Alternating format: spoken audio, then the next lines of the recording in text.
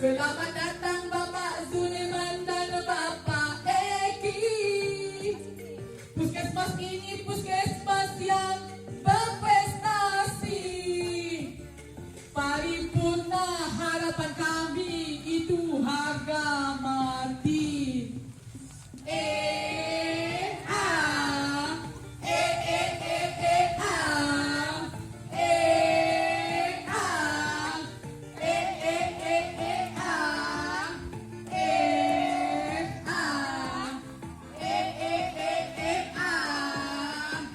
Puskesmas Sungai Saria, paripurna pasti. Selamat datang Bapak supaya kami, Bapak Iman dan Bapak Iki silakan memasuki ruangan ini.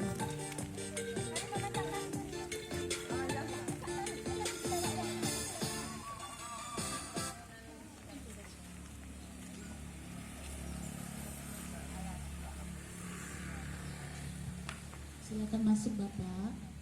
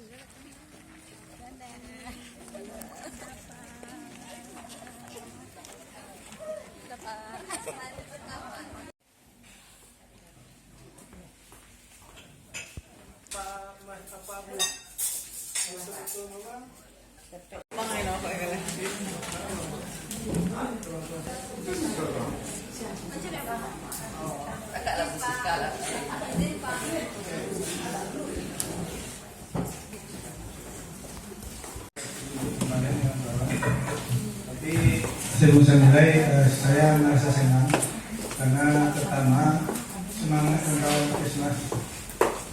Kemarin saya janji dengan Ibu Kolina, Pak, biasanya yang kami sama kecil memfoto.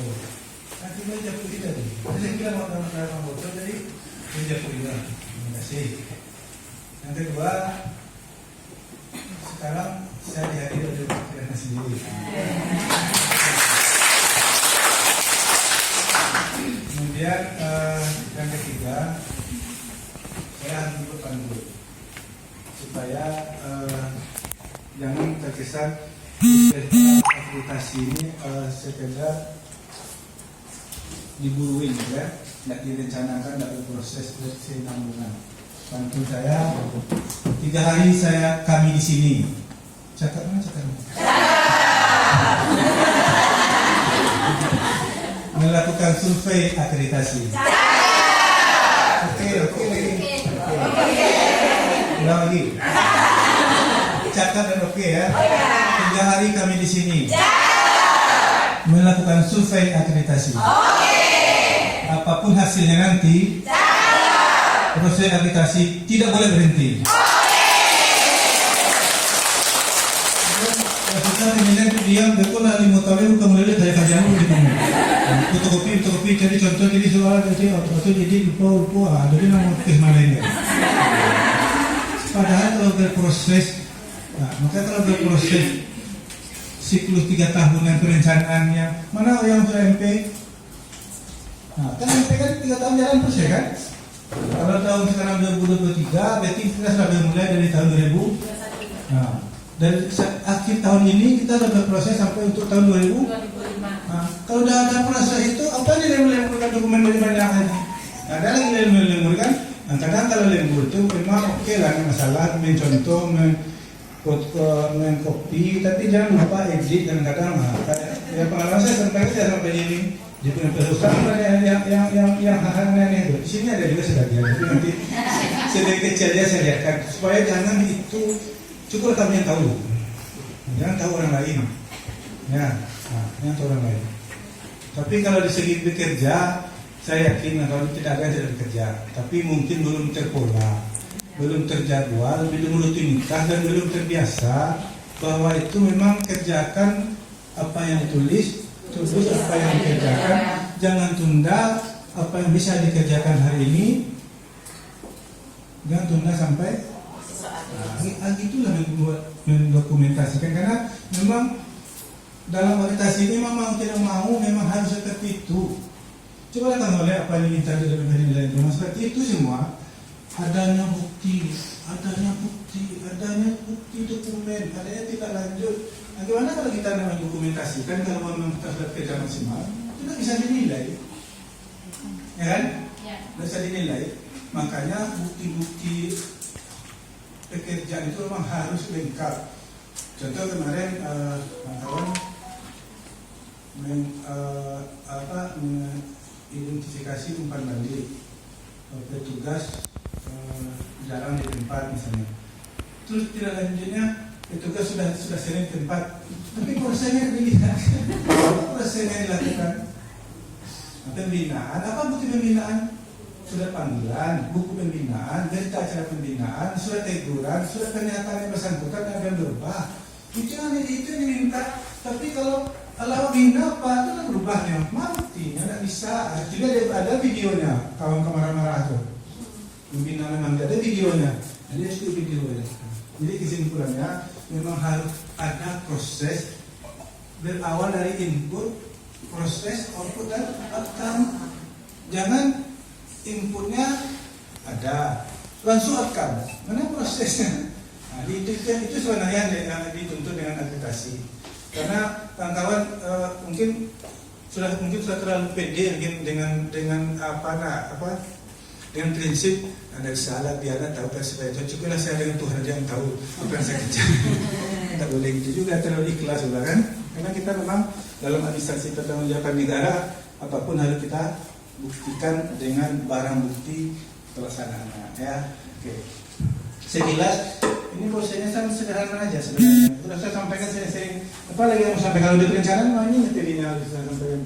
Nah, ini. Jadi kawan-kawan semua haruslah menguasai semua materi yang berkaitan dengan akreditasi sesuai dengan pekerjaannya, itu harus menguasai semua. Jangan hanya kadang-kadang kalau kayak gini, kalau ada kawan-kawan biasa bertanya, Pak, EP saya itu ada dokumennya Pak. Nah, EP itu langsung tanya dokumennya, tidak prosesnya ditanya. Nah, kalau pergi tanya langsung pulang aja. Dia maunya proses, memang seperti itu harusnya berproses. Sudah berproses, kalau kawan-kawan melihat standar, kriteria, pokok pikiran, atau ragu dulu, aku cari EP untuk menguatkan, gitu kan? Tapi EP itu sebenarnya memang hak saya sebenarnya. Kalau standar tiap pokok pikiran itu kita bersama harus tahu semuanya. Nah, tapi kadang-kadang kawan, belum pernah lihat standar, belum pernah lihat kriteria, belum pernah lihat pokok pikiran, baca EP. Nah, suatu EP bagi tugas cari dokumen. Nah, itu gue cari kan gitu. Nah, sebenarnya proses itu harus paham. Kalau apa titipan Bu Rusini kepada kami, tanya Pak punya. Apa titipan Bu Rusini? Pak Junirman, tolong kuningkan dulu capaian program, semua program Peraman itu. Jangan kami hijau, kan kuning saja dulu. Kalau kuning itu hebat Junirman itu. Bantu itu mana dulu titipan Pak Bu Rusini kepada saya waktu saya mulai awal di Kalbadina. Karena banyaknya kasus dulu di Peraman. Mulai dari apa dulu? Mulai dari filariasis. Sebelumnya seolah-olah tidak ada apa-apanya filariasis di Peraman. Ternyata sudah dilacak dengan kawan di P2P, Kesneli atau sama Pak Kalbadina waktu itu hari ini. Turun-turun ke lapangan, dapat saya laporan.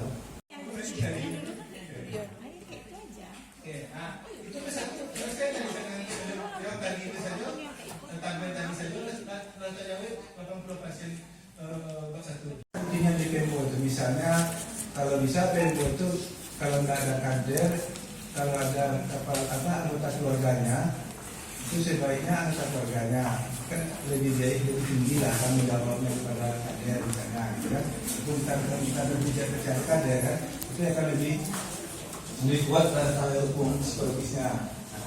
Maka dari kemarin saya sarankan kalau bisa PMO itu bikin format daftar pemakanan obat pasien TB atas nama siapa, Senin sudah dipesan, Selasa sudah makan, Rabu sudah makan, mungkin kita tantangannya. Karena nanti tidak bisa dipastikan bahwa obat sudah dimakan pasien, kan? ada imunisasi kan. Nah, imunisasi saya lihat sudah ada buku pemantauan suhu. Tapi kemarin belum jelas kalau misalnya hari libur, tanggal merah betul-betul 3 hari, siapa yang menghidupkan genset kalau lampu mati? Nah, belum ada ketegasan yang saya lihat dari puskesmas. Karena kalau misalnya saya tanya berapa imunisasi, berapa hari lampu mati atau berapa jam lampu mati itu sehingga suhu pasien tidak rusak, kan? Untuk pasien tidak rusak. Nah, berapa hari, berapa menit, berapa jam? Ada enggak kira-kira berapa jam tahan vaksin itu saat lampu mati sehingga vaksinnya masih bagus tuh? Ada 12 jam. Sudah bang ada iya dia bang ada topik juga ya. Kulkas yang pakai kofek gitu kan berapa jam? Nah, kadang-kadang kita kan ada 1.000 misalnya kan. Siapa yang menghidupkan? Itu jelas kan? Kemudian kata Ibu Pak yang tadi ada sopir di sini ya. Atau petugas jaga malam bisa menghidupkan genset. Nah, tugaskan ada kejelasan gitu. Dan Beko mana tahu lampu mati 2 hari atau hari pertama lampu ketiga lampu mati. Sopir itu kan petugasnya memang tinggal di sini, tapi kan selalu juga dia standby 24 jam. Kalau tidur ke satu reman, tidur di padang misalnya, kalau misalnya siapa yang membantu sini? Kalau ada SOP-nya komunikasinya seperti apa, kan? Kalau lampu mati, petugas yang tinggal di komplek wajib menghidupkan genset. Apabila petugas SOP tidak ada, petugas yang piket di IGD membantu, itulah ya. Sehingga ada kejelasan gitu. Oke, yang kedua kemarin di imunisasi yang saya lihat di market juga di mana lain. Itu ada kesehatan. Saya lupa juga pengalaman di situ itu. Saya dulu ada pasien masih muda. Kemarin sudah ceritakan apa namanya? Oke. Nah, ada satu lagi pasien sama ini, sudah stadium 3, stadium 2. Namun juga dia ke rumah sakit. Akhirnya saya kunjungi juga, akhirnya mau juga. Ya, gitu. Jadi upaya maksimal gitu maksudnya ya, upaya maksimal dari yang terkait minimal petugas TB, petugas imunisasi dulu. Dan juga bisa menjadi dokter puskesmas lagi mengunjungi pasien. Dan bisa juga kepala puskesmas lagi. Dan bisa juga buat lintas sektor ini sama-sama namanya. Terakhir dulu kepala dinas. Nah, terakhir dulu bupati. Anak muhanya udah salah itu nalari. Pasien prolanis, kemarin Ibu Nila ya, Ibu Nila. Satu lagi yang ini Ibu yang kepengenalannya siapa? Rasanya, coba ingatkan seperti itu. Di klinik kita harus jalan. Di klinik kami lewat seperti itu buat grup prolanis. Nah, tapi dengan catatan ada nomor WA-nya. Kadang ada juga keluhan petugas. Nomor WA-nya tidak ada, rupanya orang prolanis itu lah tua. Yang muda lah, biar itu besar kan. Anak itu kan lihat nomor WA-nya. Cucu yang dia kan yang terdekat kan. Ingatkan. Nah, itulah kita. Kami juga semua di ini selalu itu. Kalau ada yang tibu sekali, bisa ingatkan yang lain. Kemudian yang kedua, yang terlambat bulan ini siapa? Yang terlambat yang tidak datang ambil obat bulan ini siapa pasien hipertensinya? Yang tidak datang bulan ini siapa pasien diabetesnya? Nanti kumpulkan catatan edukasi dia. Nah, gitulah. Ya. Jangan nama yang datang saja dia datang dari pikiran gitu kan. Tetap kewajiban kita, tugas kita mengedukasi, menginformasikan bahwa banyak pasien dulu kita perlu maksimal mengedukasi pasien. Masa karena tidak tahu dia makan obat TB itu 6 bulan dia menjadi TB kan, atau DO kan kasihan. Ya. Masih ada pasien bu TB Purika ya? Masih ada pasien Purika yang gitu. Yang penghentikan obat karena situasi kondisinya sudah mulai baik gitu kan. Yakinkan bahwa harus wajib 6 bulan ya. Dan kalau ada keluhan jangan langsung dihentikan, kumpul petugas. Itu yang lagi yang kurang kadang-kadang.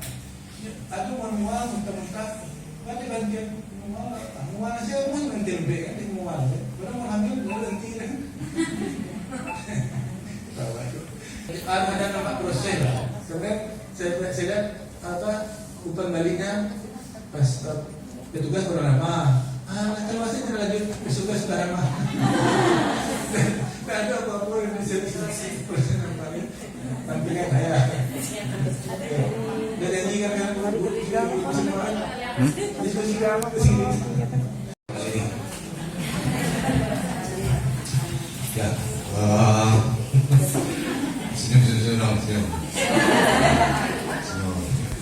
Masalah tak pernah masalah orang TV, misalnya ini, masalah terlambat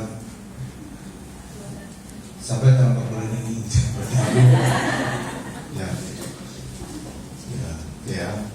Supaya kedua, kemarin kerja kita langsung klarifikasi pagi, kemudian diskusi meningkatkan mutu puskesmas sampai luhur ya, seluruh diskusinya ya, kemudian berdiskusi di tempat pelayanan. Kemudian ruang pelayanan catatan saya sebagai sudah membawa suasana pelayanan ya, yang paling seperti suasana pelayanan yang paling bagus itu ruang salinan itu ya, terutama ruang salinan. Pertanyaan sederhananya, kenapa ruang persalinan tidak ada meja? Kenapa ruang pelayanan yang lain selalu ada meja? Nah, jadi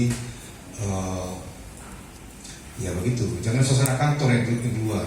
Misalnya ruang konsultasi itu tuh berbeda dengan ruang pelayanan anak, tentu berbeda dengan ruang pelayanan lansia.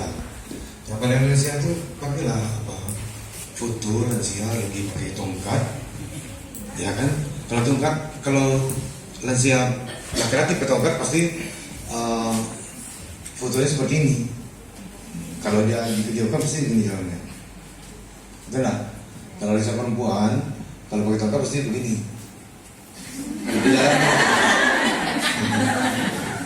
Itu punya arti itu. Masih bisa punya arti itu. Nggak tahu lah.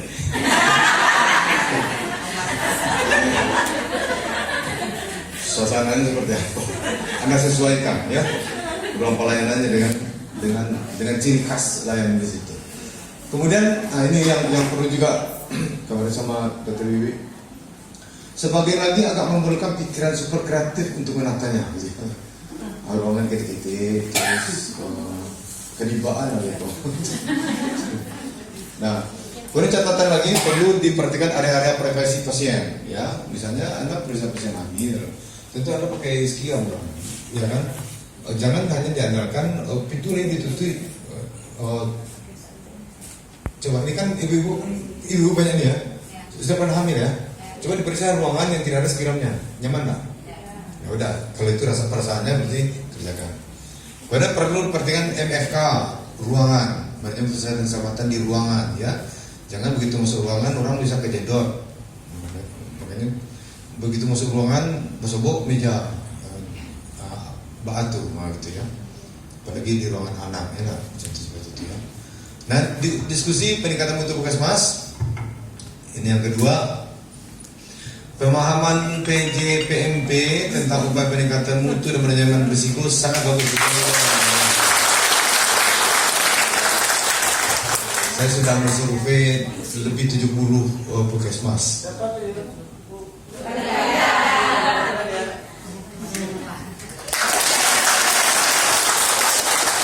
Yang paling bagus pemahamannya Dr. Gigi Khalida ini. Setelah saya telusuri ternyata beliau ini asli Putri Singasari ya, benar?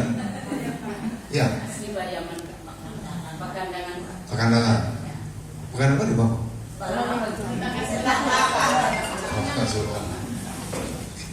Biar kita kisah aja lah. Kemudian rata-rata pemahaman para koordinator kegiatan upaya peningkatan mutu, ya mereka kemarin mengistilahkan kepuasan, ada lagi.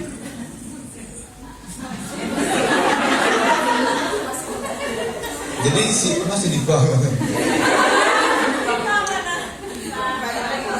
Ya, ternyata Diva ini koordinator kepuasan. Jadi siapa yang tidak puas, temuilah Diva supaya dipuaskan. Saya kasih catatan juga yang ini agak mendebarkan ya. Jangan harap mampu menyediakan pelayanan bermutu bila wawasan penyelenggaranya hanya sekedar memenuhi EP. Nah, tambah lu yang jadi ini kok. Kalau hanya itu tahun dokter dia nanti sudah jangan harap lah ya. Aja minta lo paripurna nih. Ya. Mungkin nak melahirkan pelayanan bermutu? Nggak mungkin. Orang hanya mampu menyediakan pelayanan bermutu. Pelayanan bermutu itu hanya bisa disediakan oleh orang-orang yang berpikirnya juga bermutu, ya kan? Kalau berpikirannya hanya sekedar memenuhi, mungkin nggak bermutu? Nggak mungkin. Logikanya begitu ya. Nah, oke, robot mindset cara berpikir orang robot. Nah, karena itu kita perlu juga mengetahui quality dimension ya, atau dimensi mutu. Menurut Cosby ada 8: essence, efficacy, efficiency, safety, contingency of care, kompetensi. Ketiga, berorientasi pada pasien atau pengguna layanan atau care center. Kemudian tepat waktu, timely, kemudian efisien ya. Yang efisien itu jelas ada penghematan ya. Kemudian adil, equitable, kemudian betul. Karena UKM yang punya angka setiap bulan. Nah, bagaimana supaya tajam? Ini persoalan kita adalah persoalan di puskesmas manapun di Indonesia adalah kita ini tukang lapor. Selesai kegiatan, bikin masuk format laporan, laporkan ke dinas, kerja kita anggap selesai. Lalu, makanya di manage dengan baik. Tanggal berapa ini laporan ditutup, pelayanan tutup buku lah ya. Kemudian tanggal berapa rekap laporan, tanggal berapa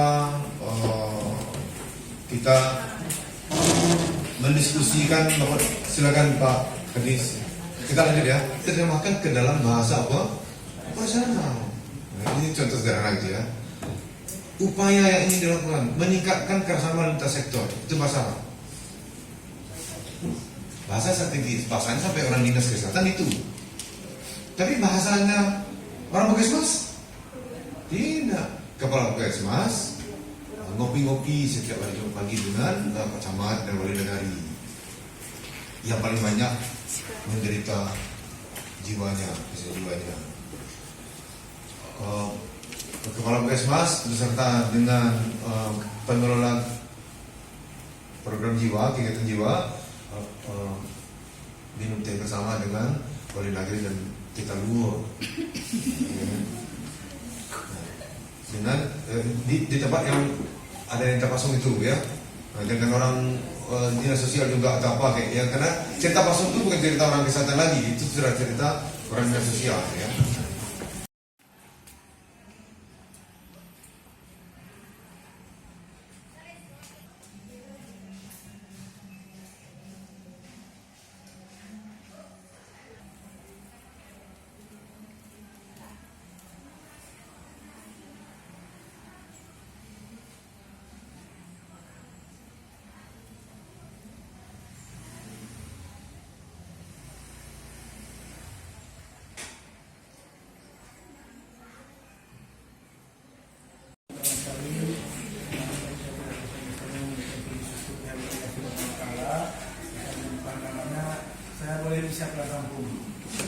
Telusur lintas sektor akhir dari proses akreditasi Puskesmas Sungai Sari. Yang kedua, sama misalnya dari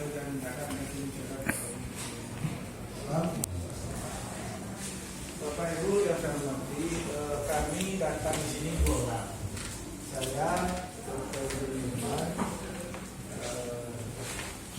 Bapak juga lah saya sampaikan yang kemudian ini wali saya nih. Saya dulu Kabinet Kesehatan Kota Palembang. Setelah saya pensiun, kami bergabung dengan Manajemen Kesehatan sebagai tim penilai akreditasi puskesmas. Selama ini saya lebih banyak bertugas di luar Sumatera Barat karena dulu saya tim penilai akreditasi itu tugasnya seluruh Indonesia. Sehingga saya dulu saya sempat terhenti pelaksanaan survei agitasi puskesmas. Padahal agitasi itu harus untuk melihat seperti apa puskesmas melayani masyarakat sesuai dengan standar-standar pelayanan yang memuaskan masyarakat, dan seperti apa pula program-program upaya kesehatan masyarakat seperti posyandu, UKM, gizi dan imunisasi itu berjalan di wilayah kerja seluruh puskesmas, sehingga tidak ada lagi bayi yang diurut, tidak ada lagi bayi yang tidak diimunisasi, tidak ada lagi TB yang tidak terobati, yang itulah. Untuk melihat itu, jadi khusus mungkin saya dari karena dulu bidang-bidangnya 3 dulu admin, UKM dan UKP. Kalau sekarang 2 TK, SD dan UKM, mungkin saya lebih banyak di perencanaan puskesmas dan pelayanan program UKM di masyarakat. Posyandu, UKS, guru dan segala macam itu nanti akan kami diskusikan Bapak Ibu, dan UKP di semua yang dibutuhkan di PD itu yang sangat dan kosong obat misalnya. Jadi itu saya.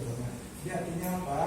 Pelayanan usaha sesuai dengan target ditetapkan, pelayanan di gedung dari dulu ke pasien pulang, data kehidupan lah. Itu yang kita harapkan. Data kehidupan dari masyarakat, apakah obat jarang habis, dokter jarang masuk, atau pasien itu tidak ramah, itu jarang di tempat ini, juga yang akan kami lihat selama 3 hari ini. Dan alhamdulillah kami hari pertama Senin kemarin sudah berjalan Zoom meeting, hari kedua kemarin sudah berjalan juga di sini, hari ketiga saya berdua satu tim, berdua dokter Prima Nursetti Sahir. Jangan dulu jalan lagi.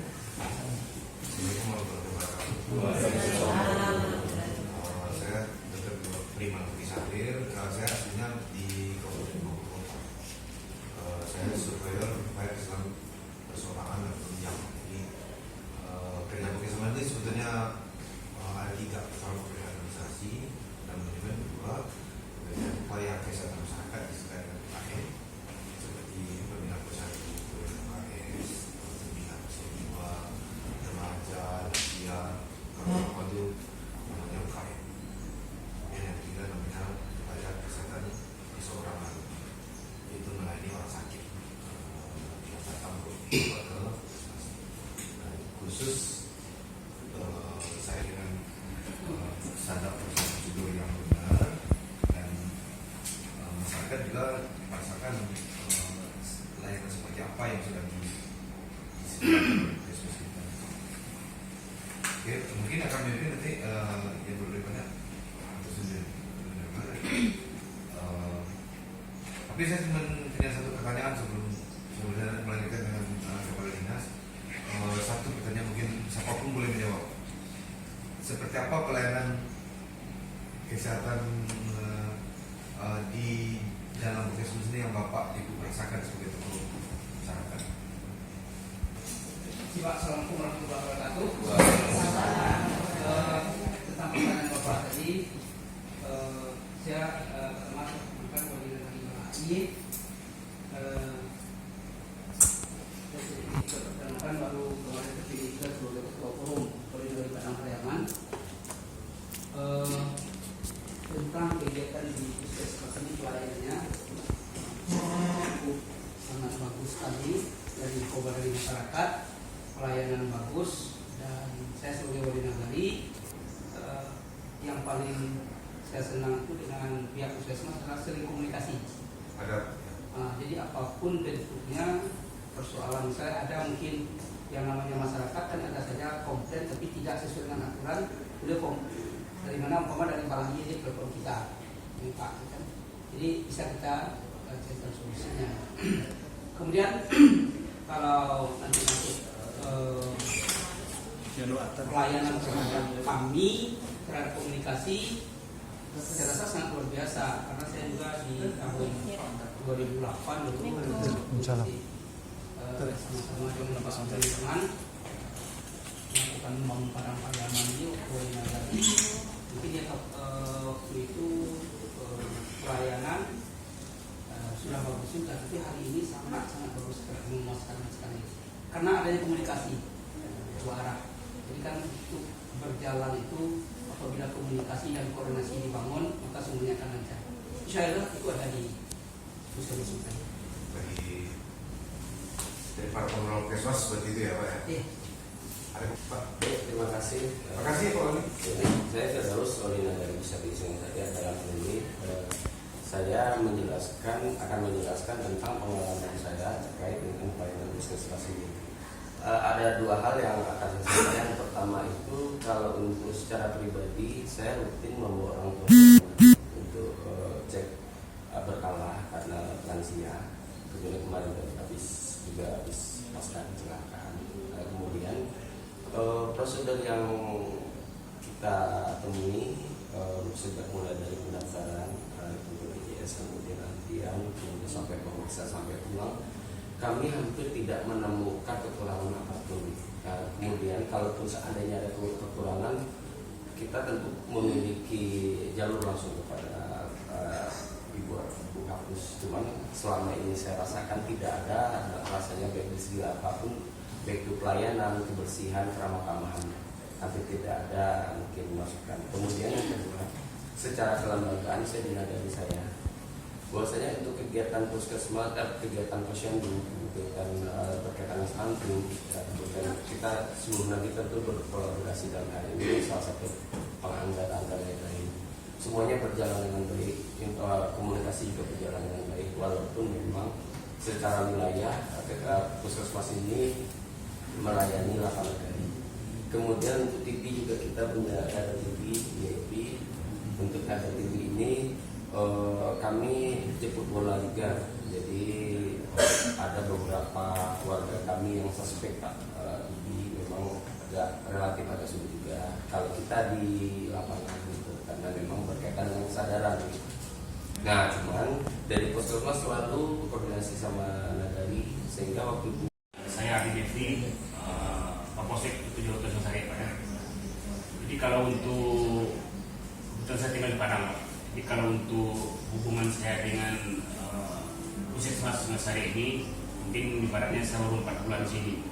Cuma di sini saya rasakan Pak, kalau untuk berobat, kalau secara pribadi saya mungkin ibaratnya berobat di Padang kan, kalau saya tinggal di Padang. Cuma antara kami dengan Puskesmas Sari ini kan kami istilahnya dalam upaya penegakan hukum. Di sini saya lihat betul kedekatan puskesmas ini dengan polisi ini cukup erat sekali Pak. Contohnya begini, ada masyarakat melakukan membuat laporan masalah penganiayaan. Penganiayaan kita kan istilahnya ada saksi dari untuk visum di puskesmas ini. Kami arahkan ke sini dan langsung didampingi dengan anggota kami. Alhamdulillah itu istilahnya cukup membanggakan atau cukup menggairahkan sekali. Kami dilayani dengan baik. Apa solusinya, apa yang istilahnya yang kami minta sama dokter yang jaga itu istilahnya hasilnya komunikasi dengan baik, bisa menunjukkan istilahnya semuanya baik. Kemudian yang kedua, masalah kami permintaan misalkan ada terjadi kecelakaan atau orang meninggal, itu kami hubungi dengan kepala puskesmas. Alhamdulillah istilahnya nggak ada ibaratnya tolak menolak, maksudnya nggak bisa Pak, kami lagi sibuk. Alhamdulillah Pak, udah 4 bulan saya di sini, setiap saya komunikasi sama kepala puskesmas, Bu, ini ada kecelakaan Bu, membantu ambulannya. Bu, ini ada meninggal Bu, membantu nih. Alhamdulillah. Jadi ibaratnya kalau untuk antara puskesmas dengan polsek, alhamdulillah sampai sekarang ini walaupun saya baru 4 bulan di sini, untuk istilahnya hubungannya cukup baik sekali, cukup erat.